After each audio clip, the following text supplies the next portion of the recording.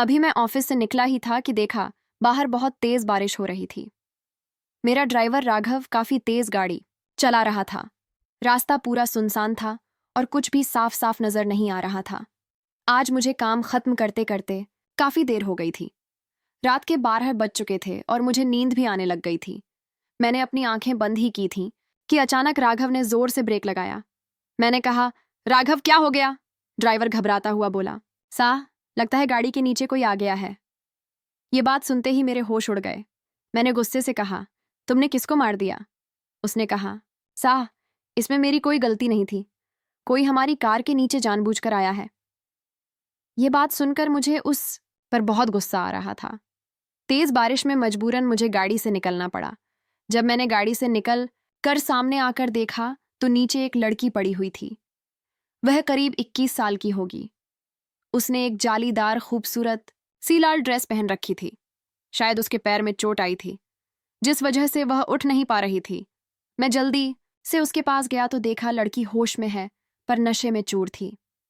उसने इतना ज्यादा नशा किया हुआ था कि मैं उससे कुछ बोल भी नहीं सका। मैंने उसे गोद में उठा लिया और ड्राइवर की मदद से गाड़ी की पिछली सीट में उसे बैठा दिया। कार मेरे घर के सामने आकर रुकी। फिर मैं इस लड़की को लेकर अपने कमरे में आ गया। मैंने तुरंत अपना फोन निकाला और डॉक्टर को कॉल किया। डॉक्टर ने जल्दी से चेक करके कहा, लड़की ठीक है, हल्की सी चोट आई है और उन्होंने दवा दे दी। लड़की होश में तो थी, पर नशे में होने के कारण उसने मुझसे अब तक बात नहीं की थी। डॉक्टर चला गया तो मैं उसके पास आया और पूछा, तुम्हारा नाम क्या है? तुम कहाँ रहती हो? बताओ, मैं तुम्हें छोड़ आता हूँ। लड़की नशे में ही बड़बड़ाने लगी, मेरा नाम प्रीति है। नहीं नहीं, सोनिया है। नहीं नहीं, अमृता है। ये लड़की क्या बोल रही है? मेरे तो कुछ भी समझ में नहीं आ रहा था। मैं उसकी तरफ देखने लगा कि लड़की अपना नाम भी ठीक से नहीं बता पा रही है। उसने कहा, मैं माधव नगर में रहती हूँ। मैंने सोचा, इतनी रात को एक अनजान लड़की को अपने घर पर रखना ठीक नहीं होगा। उसे घर छोड़कर आता हूँ। मैं उसे लेकर फिर से अपनी गाड़ी में आ गया। राघव अब तक घर जा चुका था तो मैं खुद ड्राइव करने लगा। माधव नगर में एंट्री लेकर मैंने कहा, तुम्हारा घर कहाँ है, बताओ। लड़की ने एक घर के सामने आकर कहा कि यह मेरा घर है। मैं उसको उस घर के सामने ले गया और घर की बेल बजाई। इतनी रात को गुस्से से एक आदमी बाहर आया और कहा, क्या बात है? क्यों डिस्टर्ब कर रहे हो? मैंने कहा, यह लड़की आपके घर पर रहती है। वह आदमी बड़ी अजीब नजरों से उस लड़की को देखने लगा, फिर कहा, मैं इसे जानता तक नहीं हूं। अब दोबारा बेवजह मेरे घर की घंटी मत बजाना। मुझे बहुत शर्मिंदगी की महसूस हुई। वह लड़की अपना पता गलत बता रही थी। मैंने सोचा, इतनी रात को उसे लेकर घर घर भटकना ठीक नहीं होगा। कोई गलत आदमी मिल गया तो इस लड़की के साथ गलत हरकत कर सकता है, और अभी तो यह होश में भी नहीं है, ना ही इसको कुछ याद है। क्या करूं? यही सोच रहा था कि लड़की मेरे पास आ गई। कहने लगी कि मुझे बहुत भूख लगी है। उसके चेहरे पर बहुत मासूमियत थी। मैंने गौर किया तो देखा कि वह बला की खूबसूरत है। उसके दूधिया चेहरे पर लाल लिपस्टिक तो कहर ही डाल रही थी। वैसे तो कई औरतें मेरे करीब आने को तरसती हैं, पर यह लड़की कुछ खास सी थी। तो मैंने कहा, चलो कुछ खाते हैं। मैं उसे लेकर शहर के एक बड़े रेस्टोरेंट में आ गया। खाना खाते वक्त लड़की ने कहा, मेरा नाम सोनिया है। आज मेरा मूड खराब था, इसलिए ज्यादा शराब पी ली थी और आपकी कार से टकरा गई। मैंने पूछा, तुम्हारा मूड खराब क्यों था? उसने कहा, मेरी कंपनी के मालिक की वजह से। मैंने सोचा, यह इतनी खूबसूरत है, कहीं इसके मालिक की बुरी नज़र तो इस पर नहीं पड़ गई।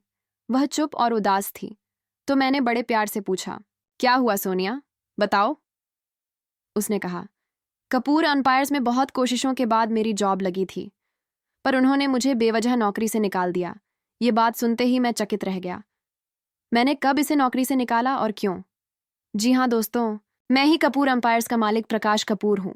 मैंने कहा, सोनिया यहीं बैठो, मैं अभी आता हूँ। रात के 1 बज रहे थे और मैंने अपने असिस्टेंट विवेक को फ़ोन किया। उससे बात करके मुझे बहुत हैरानी हुई। सोनिया एक मॉडल है। हमारी एड एजेंसी ने उसे सिलेक्ट किया था, पर फिर बिना वजह उसको निकाल भी दिया गया। विवेक से बात करने के बाद मैं वापस सोनिया के पास आ गया। सोनिया अब भी बैठी बैठी खाना खा रही थी। मेरे आते ही उसने कहा, चलो, मुझे अभी कहीं जाना है। मैं उसकी तरफ बड़ी हैरत भरी निगाहों से देखने लगा कि रात 1 बजे वह कहाँ जाना चाहती है। मैंने कहा, तुम्हें इतनी रात को कहाँ जाना है? वो मेरी तरफ देखी और कहने लगी, मुझे कपूर एम्पायर्स के मालिक प्रकाश कपूर से मिलना है। मैंने कहा, कपूर एम्पायर्स के मालिक से मिलकर तुम क्या करना चाहती हो? उसने कहा, मैं उनसे पूछना चाहती हूँ कि किस वजह से उन्होंने मेरा कॉन्ट्रैक्ट यूं कैंसिल कर दिया। बड़ी मुश्किल के बाद मैं मॉडलिंग इंडस्ट्री में आई थी और इतने ऑडिशन के बाद मैं सिलेक्ट हुई थी। मैंने उनकी कंपनी के साथ कॉन्ट्रैक्ट साइन भी कर लिया था, लेकिन आज मुझे पता चला कि वह मेरे साथ काम नहीं करना चाहते, जबकि 2 दिन बाद मेरी पहली शूटिंग होने वाली थी। मेरी जगह पर उन्होंने किसी रीना नाम की लड़की को सिलेक्ट कर लिया, जो शायद प्रकाश कपूर की गर्लफ्रेंड है। उसकी बात सुनकर मुझे अपने आप पर गुस्सा आने लगा था। मैंने ही रीना के कहने पर आज इस लड़की को निकाला था। रीना मेरी बहुत करीबी दोस्त और एडवाइज़र है, पर सबको कहती फिरती है कि वह मेरी गर्लफ्रेंड है। मैंने उसके साथ कई रातें ज़रूर गुजारी हैं, पर मेरे दिल में उसके लिए ऐसी कोई भी फीलिंग नहीं है। वह यह काम करना चाहती थी, इसलिए उसने सोनिया को हटा दिया। मैंने कहा, देखो रात बहुत हो गई है, अभी प्रकाश कपूर से तुम नहीं मिल पाओगी। तुम मेरे साथ मेरे घर चलो, कल देखता हूँ कि क्या हो सकता है। वो बड़ी प्यार भरी निगाह से मुझे घूरने लगी और बोली, तुमने आज मेरी बहुत मदद की। तुम बस मुझे प्रकाश कपूर के घर के बाहर छोड़ दो। मैं तुम्हें अब और परेशान नहीं करना चाहती। मैंने कहा, मैं तुम्हें उसके पास ले चलूंगा। फिलहाल तुम मेरे साथ मेरे घर चलो। तुम ठंडे दिमाग से कल उसके पास जाना और फिर बात करना। उसने कुछ नहीं कहा और मेरे साथ कार में बैठ गई। अभी भी बहुत जोरों की बारिश हो रही थी। वह लड़की इतनी खूबसूरत और अट्रैक्टिव है कि मेरी नज़र उस पर ही टिकी थी। मैं उसे लेकर अपने घर पर आ गया। मैंने कहा, तुमने इससे पहले कभी प्रकाश कपूर को देखा है क्या? उसने कहा, नहीं, मैंने कभी नहीं देखा, बस उनका नाम सुना है। मैं उनके भाई अमित से मिल चुकी हूँ।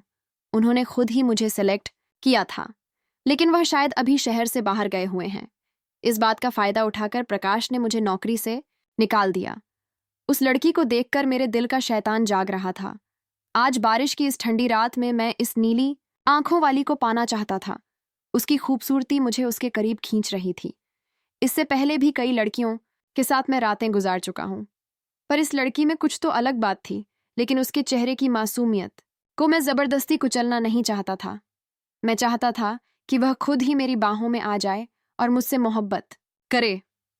लड़की नशे से कुछ हद तक बाहर आ गई थी, लेकिन शायद उसे नींद आने लगी थी।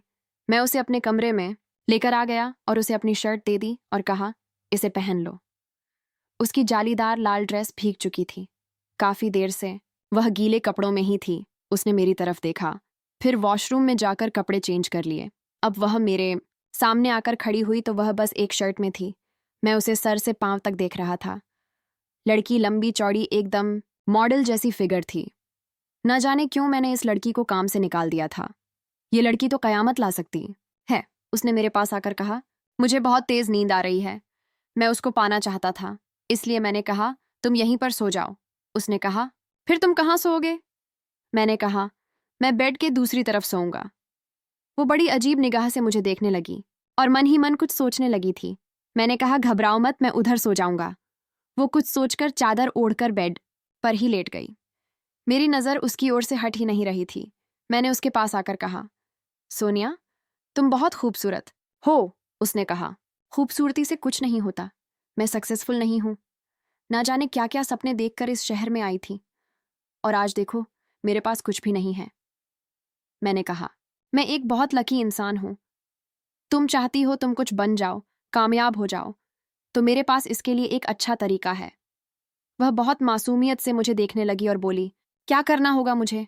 मैंने कहा, मैं बहुत लकी इंसान हूं। अगर तुम मुझे किस करो तो हो सकता है कि तुम्हारी किस्मत खुल जाए। वह मेरी तरफ टकटकी लगाकर देखने लगी, मानो उसे यकीन नहीं हो रहा था। वो बोली, ऐसा कैसे हो सकता है? मैंने तो कभी ऐसा नहीं सुना। मैंने कहा, यकीन नहीं आता तो आजमा कर देख लो। वह मेरी तरफ देखने लगी। वो उस समय इतनी सुंदर लग रही थी कि मैं कुछ ना सोचते हुए उस पर झपट पड़ा। लड़की घबरा गई और बोली, बस अब प्लीज यहीं रुक जाओ। मैं उसकी ओर देखने लगा कि उसकी आंखें बंद हो गई थीं और वह गहरी नींद में चली गई।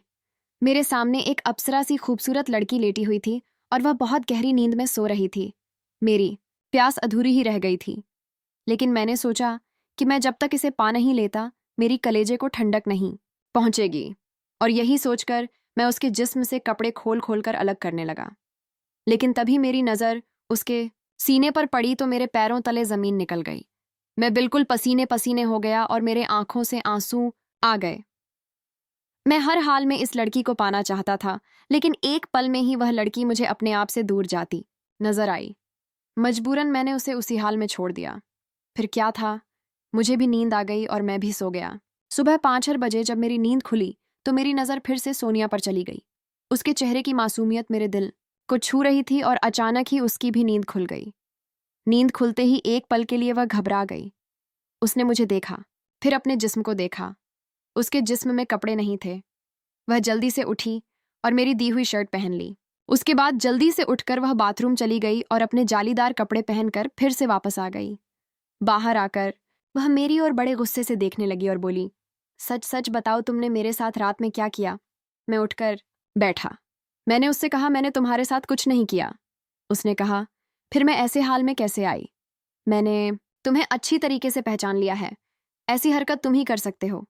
मिस्टर प्रकाश कपूर उसका नशा उतर चुका था। शायद इसलिए उसने मुझे पहचान लिया था।